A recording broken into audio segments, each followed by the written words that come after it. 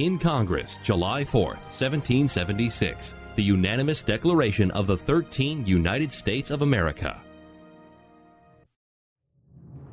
When in the course of human events. When in the course of human events. When in the course of human events. When in the course of human events. It becomes necessary for one people to dissolve the political bands which have connected them with another, and to assume among the powers of the earth the separate and equal station to which the laws of nature and of nature's God entitle them. A decent respect to the opinions of mankind requires that they should declare the causes which impel them to the separation. We hold these truths to be self-evident. That all men are created equal. That they are endowed by their Creator with certain unalienable rights. That among these are life, liberty, and the pursuit of happiness. That among these are life, liberty, and the pursuit of happiness. That among these are life, liberty, and the pursuit of happiness. That among these are life, liberty, and the pursuit of happiness. That to secure these rights, governments are instituted among men, deriving their just powers from the consent of the governed. That whenever any form of government becomes destructive of these ends, it is the right of the people to alter or to abolish it, and to institute new government, laying its foundation on such principles and organizing its powers in such form as to them shall seem most likely to affect their safety and happiness. Prudence, indeed, will dictate that governments long established should not be changed for light and transient causes, and accordingly all experience hath shown that mankind are more disposed to suffer while evils are sufferable than to right themselves by abolishing the forms to which they are accustomed. But when a long train of abuses and usurpations, pursuing invariably the same object, evinces a design to reduce them under absolute despotism, it is their right, it is their duty, to throw off such government and to provide new guards for their future security. Such has been the patient sufferance of these colonies, and such is now the necessity which constrains them to alter their former systems of government. The history of the present King of Great Britain is a history of repeated injuries and usurpations, all having in direct object the establishment of an absolute tyranny over these states. To prove this, let facts be submitted to a candid world. He has refused his assent to laws, the most wholesome and necessary for the public good. He has forbidden his governors to pass laws of immediate and pressing importance, unless suspended in their operation, till his assent should be obtained, and when so suspended, he has utterly neglected to attend to them. He has refused to pass other laws for the accommodation of large districts of people, unless those people would relinquish the right of representation in the legislature, a right inestimable to them and formidable to tyrants only. He has called together legislative bodies at places unusual, uncomfortable, and distant from the depository of their public records, for the sole purpose of fatiguing them into compliance with his measures. He has dissolved representative houses repeatedly, for opposing with manly firmness his invasions on the rights of the people. He has refused for a long time, after such dissolutions, to cause others to be elected, whereby the legislative powers, incapable of annihilation, have returned to the people at large for their exercise. The state remaining in the meantime exposed to all the dangers of invasion from without and convulsions within. He has endeavored to prevent the population of these states, for that purpose obstructing the laws of naturalization of foreigners, refusing to pass others to encourage their migrations hither, and raising the conditions of new appropriations of lands. He has obstructed the administration of justice by refusing his assent to laws for establishing judiciary powers.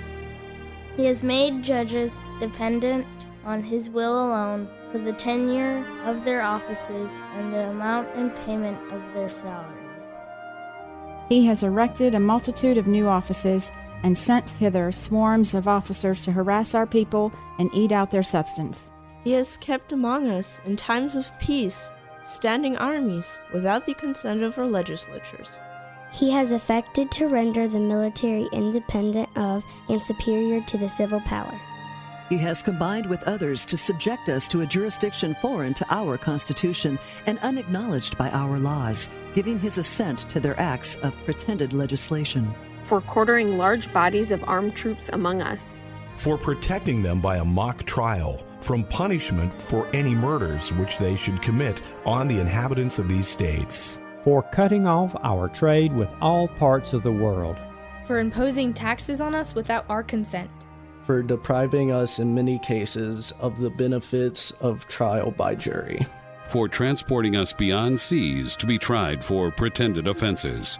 For abolishing the free system of English laws in a neighboring province, establishing therein an arbitrary government and enlarging its boundaries so as to render it at once an example and fit instrument for introducing the same absolute rule into these colonies. For taking away our charters, abolishing our most valuable laws, and altering fundamentally the forms of our governments. For suspending our own legislators and declaring themselves invested with power to legislate for us in all cases whatsoever. He has abdicated government here by declaring us out of his protection and waging war against us. He has plundered our seas, ravaged our coasts, burnt our towns, and destroyed the lives of our people.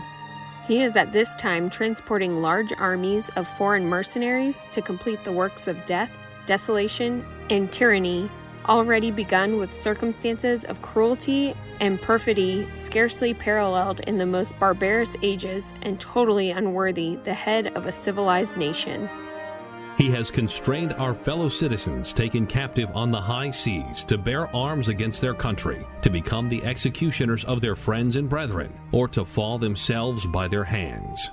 He has excited domestic insurrections amongst us, and has endeavored to bring on the inhabitants of our frontiers, the merciless Indian savages, whose known rule of warfare is an undistinguished destruction of all ages, sexes, and conditions.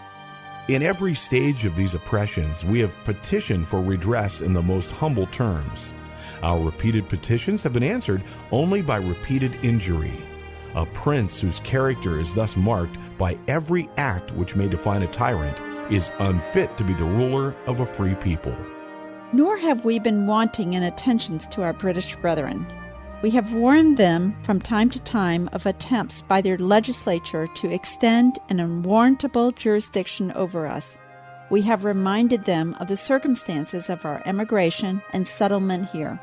We have appealed to their native justice and magnanimity, and we have conjured them by the ties of our common kindred to disavow these usurpations, which would inevitably interrupt our connections and correspondence. They too have been deaf to the voice of justice and of consanguinity. We must therefore acquiesce in the necessity, which denounces our separation, and hold them, as we hold the rest of mankind, enemies in war, in peace, friends. We, therefore, the representatives of the United States of America, in General Congress assembled, appealing to the Supreme Judge of the world for the rectitude of our intentions, do, in the name and by authority of the good people of these colonies, solemnly publish and declare that these united colonies are, and of right, ought to be free and independent states. That they are absolved from all allegiance to the British Crown, and that all political connection between them and the state of Great Britain is and ought to be totally dissolved. And that as free and independent states, they have full power to levy war, conclude peace, contract alliances, establish commerce, and to do all other acts and things which independent states may of right do.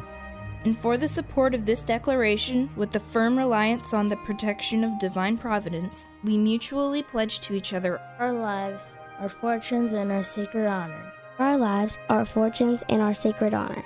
Our lives, our fortunes, and our sacred honor. Our lives, our fortunes, and our sacred honor. For Massachusetts, John Hancock, Samuel Adams, John Adams, Robert Treat Paine, Elbridge Gerry. For Delaware, Caesar Rodney, George Reed, Thomas McKean. For Pennsylvania, Robert Morris, Benjamin Rush, Benjamin Franklin, John Morton, George Clymer, James Smith, George Taylor, James Wilson, George Ross. For New Jersey, Richard Stockton, John Witherspoon, Francis Hopkinson, John Hart, Abraham Clark. For Georgia, Button Gwinnett, Lyman Hall, George Walton. For Connecticut, Roger Sherman, Samuel Huntington, William Williams, Oliver Wolcott. For Maryland, Samuel Chase, William Paca, Thomas Stone, Charles Carroll of Carrollton. For South Carolina, Edward Rutledge, Thomas Hayward Jr., Thomas Lynch Jr., Arthur Middleton. For New Hampshire, Josiah Bartlett, William Whipple, Matthew Thornton. For Virginia, George Wythe, Richard Henry Lee, Thomas Jefferson, Benjamin Harrison, Thomas Nelson Jr., Francis Lightfoot Lee, Carter Braxton. For New York, William Floyd, Philip Livingston, Francis Lewis, Lewis Morris. For North Carolina, William Hooper, Joseph Hughes, John Penn. For Rhode Island, Stephen Hopkins, William Ellery.